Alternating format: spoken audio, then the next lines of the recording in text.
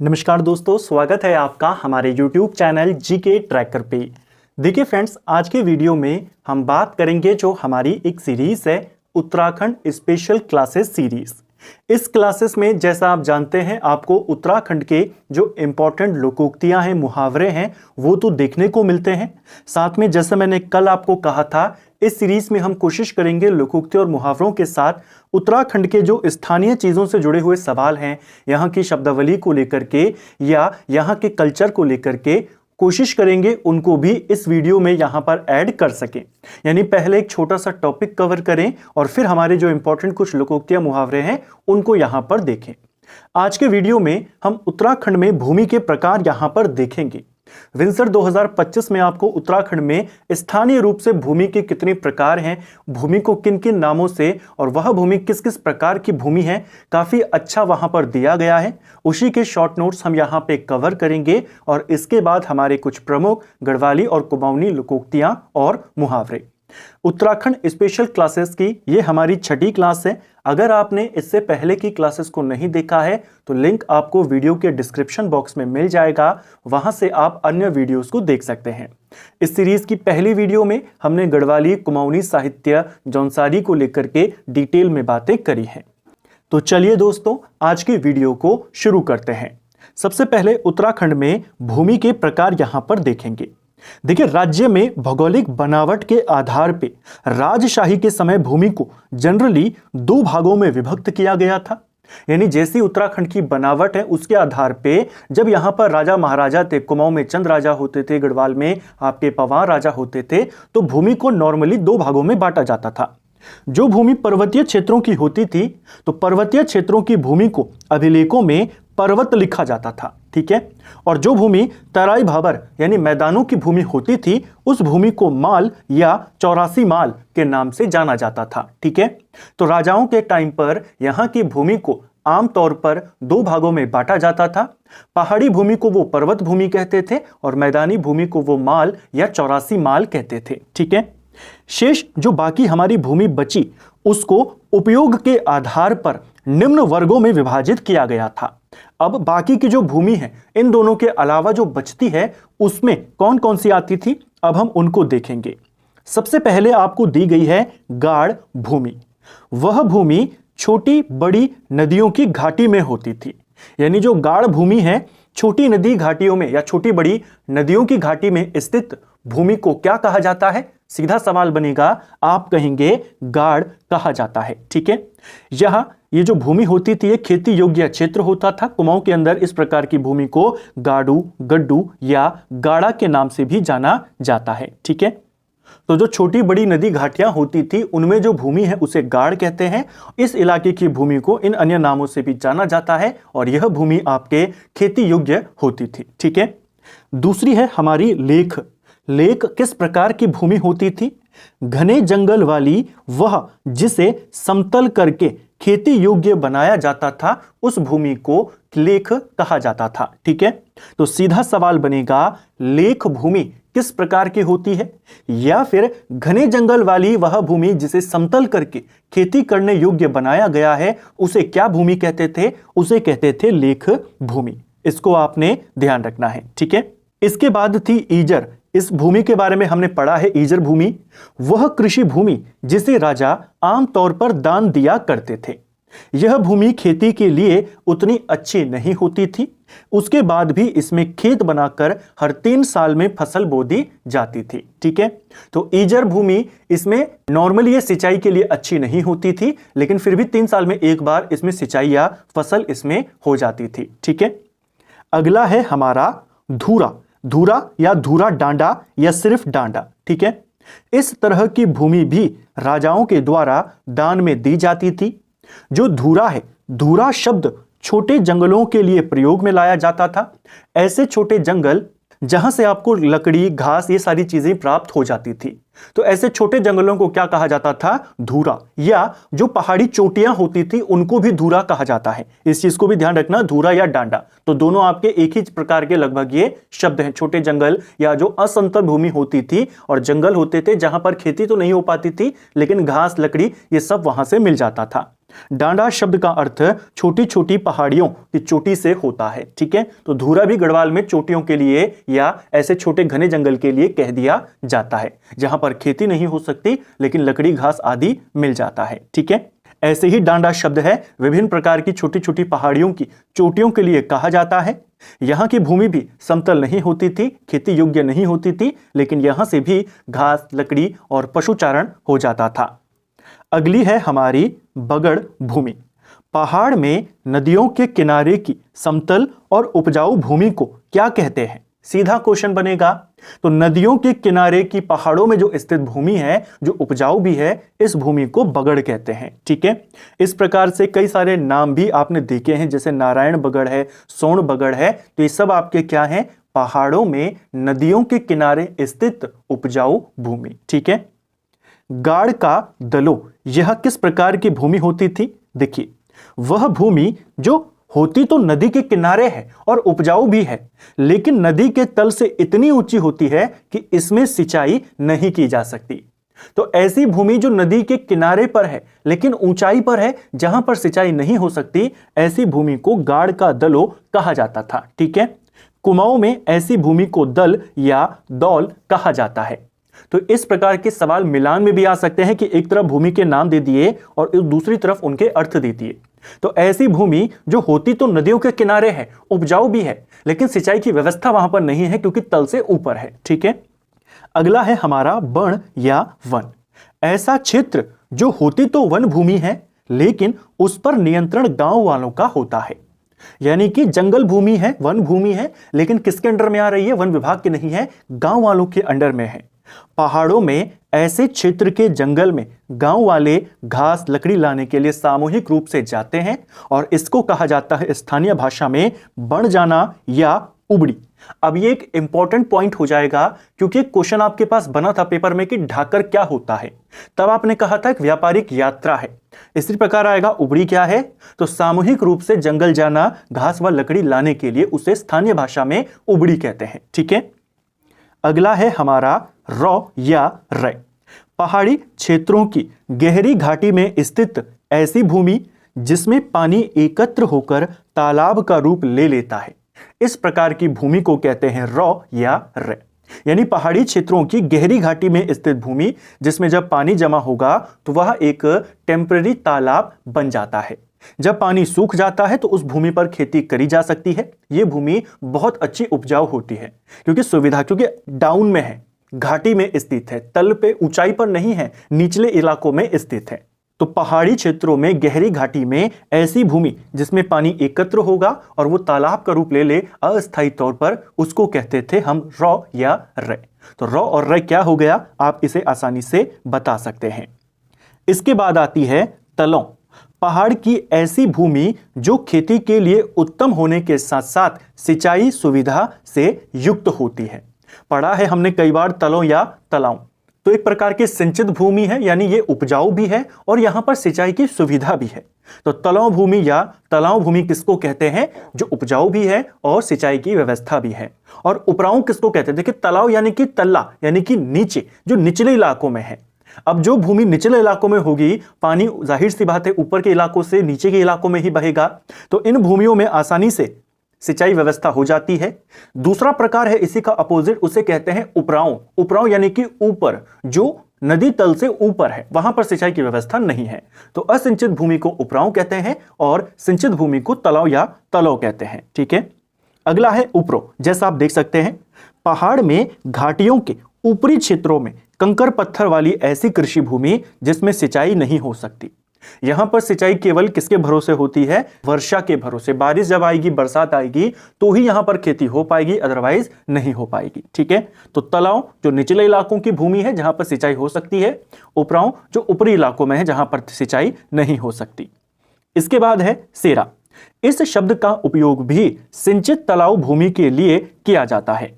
तो सेरा हो या हमारी तलाव हो, दोनों लगभग आपकी एक हैं। सेरा जो शब्द है वो भी सिंचित जो तलाव भूमि हमारी होती है जहां पर पानी की व्यवस्था है, उसी के लिए कहते हैं। ठीक है, अगला है पचार सिमार। ये भी एक इंपॉर्टेंट हो सकता है, सवाल यहां से बन सकता है। देखिए, पहाड़ में पचार सिमार उस भूमि को कहा जाता है जो नदी घाटी में स्थित हो, जहां पर प्राकृतिक स्रोत से लगातार पानी रिसता रहता हो। गढ़वाल में इस प्रकार की भूमि को सीमंद भी कहते हैं, जहां पर आपका जो भूमि होती है वो थोड़ी सी दलदली टाइप की होती है और पानी जो नेचुरल रिसोर्सेस है वहां से लगातार आता रहता है, प्राकृतिक स्रोत से आता रहता है। तो थोड़ी सी दलदली भूमि होती है, पानी यहां पर हमेशा रहता है। इसको कहते हैं पचार सिमार या गढ़वाल में सीमंद। ऐसी भूमि में धान की फसल बहुत अच्छी होती है। धान की फसल को बहुत सारा पानी चाहिए होता है और जो सीमंद होते हैं उसमें आपका पानी लगभग बना रहता है, उसमें थोड़ी सी वो दलदली टाइप की भूमि होती है। ठीक है, इस भूमि में साल में फिर भी एक ही बार फसल बोई जाती है, धान की फसल। ठीक है, अगला है तलिया। भूमि की उर्वरता की दृष्टि से ऐसी भूमि तालाबों और उपरों के मध्य में मानी जाती है। ऐसी भूमि जहां पर सिंचाई की व्यवस्था उतनी खराब भी नहीं है जितनी उपराऊ में है और उतनी अच्छी भी नहीं है जितनी तलाव में है, दोनों के बीच की भूमि को कहते हैं तलिया। ऐसी भूमि पत्थर रहित होती है और बिना सिंचाई के भी बहुत अच्छी पैदावार दे सकती है, और अगर सिंचाई मिल जाए तो बहुत ही ज्यादा अच्छी पैदावार ये दे सकती है। तो आपकी तालाव और उपरों के मध्य में कौन सी भूमि आती है? तलिया। इसको ध्यान रखेंगे। इसके बाद है खील कटील भूमि। जंगल से लगी ऐसी बंजर भूमि जिसे खेती योग्य बनाया जाता है उसे खिल कहते हैं। पेपर में बन सकता है जंगल से लगी भूमि को क्या कहते हैं, तो हमने पढ़ा भी है जब हम गांव से भूमि की दूरी के आधार पर उसका वर्गीकरण करते हैं तो उसमें भूमि को 3 प्रकार में बांटा जाता है, 3 वर्गों में बांटा जाता है। घर्य भूमि, बिचलिया भूमि और बुणिया भूमि। बुणिया भूमि क्या होती थी? जो जंगलों से सटी होती थी। तो उसी प्रकार जो खिल कटिल भूमि है या खिल भूमि भी इसको कहते हैं, जंगलों से लगी हुई भूमि जिसको खेती योग्य बनाया जाता है। एक प्रकार की बंजर भूमि होती है, कोशिश करके इसे खेती योग्य बनाया जाता है। क्वेश्चन आया भी था कि खिल किस प्रकार की भूमि है, तो बंजर भूमि है। ऐसी भूमि में कई बार बिना खेत बनाए ही हल से जुताई करके या फिर खोद कर फसल को बो दिया जाता है और एक बार फसल होने के बाद फिर इसे 3 साल के लिए बंजर छोड़ दिया जाता है। तो खिल भूमि जंगलों से लगी हुई बंजर भूमि जिसको खेती योग्य बनाया जाता है, एक बार खेती करके फिर 3 साल के लिए छोड़ दिया जाता है। ठीक है, तो ये भूमि के अलग अलग प्रकार हैं। अंग्रेजों बाद में आए, उन्होंने उसका 5 वर्गों में अलग उसका वर्गीकरण किया। भूमि बंदोबस्त वाले वीडियो में हमने उस वर्गीकरण को देखा था। ये कुछ इंपॉर्टेंट भूमि के प्रकार जो आपको स्थानीय रूप में किस किस नाम से ये भूमियां जानी जाती हैं, किस प्रकार की भूमि है, कौन सिंचाई युक्त है, कौन सिंचाई अनुयुक्त है, कौन खेती के लिए अच्छी है, किसमें उपजाऊ अच्छी होती है, उसको हमने देखा। अब बात करेंगे हमारी प्रमुख लोकोक्तियां और मुहावरों के बारे में। जैसे मैंने कल भी आपको कहा था और इस सीरीज की शुरुआत में भी कहा था, लोकोक्ति और मुहावरे आपके बहुत ज्यादा हैं। रटने की कोशिश आपने इनको नहीं करनी है, न आपने इनको याद करना है, केवल इनको समझना है। जो इनके शब्द हैं गढ़वाली कुमाऊनी, उनके अर्थों को समझने का प्रयास करना है, जिससे आपकी लैंग्वेज को लेकर के जो उत्तराखंड की लोकल लैंग्वेजेस हैं गढ़वाली कुमाऊनी, एक नॉर्मल अंडरस्टैंडिंग, यहां पर एक बेसिक अंडरस्टैंडिंग आपकी बन सके। तो चलिए अब देखेंगे हमारी लोकोक्तियां और मुहावरों को। आज की हमारी पहली लोकोक्ति है तो न तनखा भजराम हवलदारी। देखिए इसका क्या मतलब हुआ, तो न तनखा भजराम हवलदारी, यानी बिना वेतन के हवलदारी, यानी केवल नाम का पद है, बाकी कुछ भी नहीं है, ना वेतन है ना उसका ताव है। तो इसके लिए कहा जाता है केवल नाम का बड़ा, केवल नाम है कि हवलदार है, वही इसका अर्थ है। जब आपको किसी के लिए कहना हो कि यह तो केवल नाम में बड़ा है तो आप इसको कह सकते हैं। ये वह लोकोक्ति प्रचलित है, तो न तनखा भजराम हवलदारी, यानी तनखा वनखा कुछ नहीं है, बस नाम में यहां पर हवलदारी जुड़ा है। ठीक है, तो इसका अर्थ होता है केवल नाम का बड़ा होना। ठीक है, कख गिड़की कख बरखी, इसका क्या मतलब हुआ, यानी कख गिड़की, गिड़की मतलब हो गया, कख मतलब होता है कहां, गिड़की मतलब गरजना, और बरखा या बरखी इसको आप बरसने से याद करेंगे। ठीक है, तो गरजा कहीं और बरसा कहीं, इस तरीके का इसका अर्थ है। इसका मतलब है जहां जाना या काम करना चाहिए वहां ना जाकर के कहीं और चले जाना। तो गरजा कहीं और, बरसा कहीं और, इसका मतलब काम कहीं और था, आप चले गए कहीं और। ठीक है, अगला है बांजा बणु बरखण। बांजा मतलब हो गया आपका बंजर जमीन, बंजर जमीन हो गया, और बरखण जैसा आपको समझ में आ गया, ऊपर आपने देखा बरखना, बरखा या बरखण, ये क्या हो गया, बारिश के बरसने से जुड़ा हुआ है। ठीक है, तो बांजा बणु बरखण यानी बांजा जो बंजर जमीन है उस पर बरसना। इसका मतलब ऐसी जगह काम करना जहां इससे कोई लाभ मिलने की संभावना ना हो। बंजर जमीन अगर है तो उस पर आपको मेहनत करके ज्यादा लाभ नहीं होगा। तो बांजा बड़ू बरखंड यानी बरसात भी कहां हो रही है, बंजर जमीन पर जहां पर कुछ होगा ही नहीं। ठीक है, तो ऐसी जगह काम करना जहां इससे कोई लाभ मिलने की संभावना ना हो। अगला है खाई की जानो भूखे बात। खाई की जानो यानी कि खाने वाला, जिसका पेट भरा हुआ है, भूखे मतलब भूखा है जो, उसकी बात वो क्या जाने। यानी अगर किसी का पेट भरा हुआ है तो जो दूसरा खाली पेट है उसका दर्द वो नहीं समझ सकता। तो इसका अर्थ होता है जिसने कभी कष्ट सहा ही नहीं, उसे कष्ट का क्या अनुभव। ठीक है, अगला है सौन मरी सासू भादो आए आंसू। यानी सौन यानी सावन के महीने में सास मरी और रोना जो शुरू हुआ है वो भादो के महीने में हुआ है। इसका मतलब क्या हुआ, इसका मतलब हो गया बहुत देर से किसी चीज का एहसास होना या बहुत देर बाद किसी चीज पर रिएक्ट करना, उसको कहते हैं इस लोकोक्ति के लिए। ठीक है, नेक्स्ट है आपण देशुक कौवा ले लाडो। यानी आपण मतलब अपना, अपने देश का कौवा भी प्यारा होता है। तो अपने देश का कौवा भी प्यारा होता है, इसका मतलब या जो ये लोकोक्ति प्रचलित है ये अपने क्षेत्र के प्रति प्रेम का भाव प्रकट करने के लिए इस्तेमाल होती है। इस प्रकार की लोकोक्ति को आप इसमें भी इस्तेमाल कर सकते हैं, या इसका अर्थ ये भी हो सकता है कि अपनी चीजें या अपनी वस्तुएं हर किसी को प्यारी होती है। तो अपने देश का कौवा भी प्यारा, यानी हमें अपनी हर चीज हमें अपनी पसंद होती है, हमारी हर बुरी आदत भी हमें पसंद होती है, हमारी हर बुरी चीज भी हमें पसंद होती है। ठीक है, ते ब्याह करला 100 साल में, इसका क्या मतलब हुआ, तेर ब्याह करला 100 साल में मतलब कि तेरी शादी करेंगे 100 साल में। 100 साल में शादी करने का कोई मतलब नहीं, वही इसका अर्थ है कि अनुकूल समय बीत जाने पर कोई कार्य करने की हामी भरना। आप तैयार तो हो गए लेकिन कह रहे हैं 100 साल पे करेंगे, यानी आयु बीत जाने के बाद उस काम का कोई मतलब नहीं। वही इस लोकोक्ति का अर्थ है, अनुकूल समय बीत जाने पर कोई कार्य करने के लिए रेडी रहना। नए पटिया को गोपी बामन। नए पटिया को गोपी बामन, इसका क्या मतलब हुआ, इसका मतलब है पंडित नहीं मिला तो गोपी को ही पंडित बना दिया। यानी केवल आपने क्या करी है, औपचारिकताएं पूरी करी हैं। तो केवल औपचारिकताएं पूर्ण करना इस मुहावरे या लोकोक्ति का अर्थ है। ठीक है, ये जो लोकोक्ति है। अगला है खुट पलटन, इसका क्या मतलब हुआ, खुट मतलब पैर के लिए इस्तेमाल होता है ये। ठीक है, उत्तराखंड में तो पैर पलटना, मन ही मन में क्रोधित होना, उसके लिए इस्तेमाल होता है खुट पलटन। ठीक है, मन ही मन में गुस्सा करना, क्रोध करना। ठीक है, अगला कल्ज फुकिण। कल्ज मतलब कलेजा, फुकिण का मतलब होता है जलना, तो कलेजा जलना, इसका क्या अर्थ हो गया, यानी आंतरिक क्षोभ करना।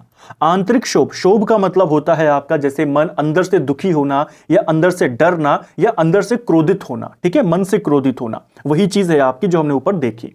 तो कुलजी फुकिण यानी कलेजा जलना, कलेजा फूकना, आंतरिक क्षोभ करना, अंदर से ही मन दुखी रहना। ठीक है, या मन में कोई बात को दबाए रखना जिससे आपको दुख हो रहा हो।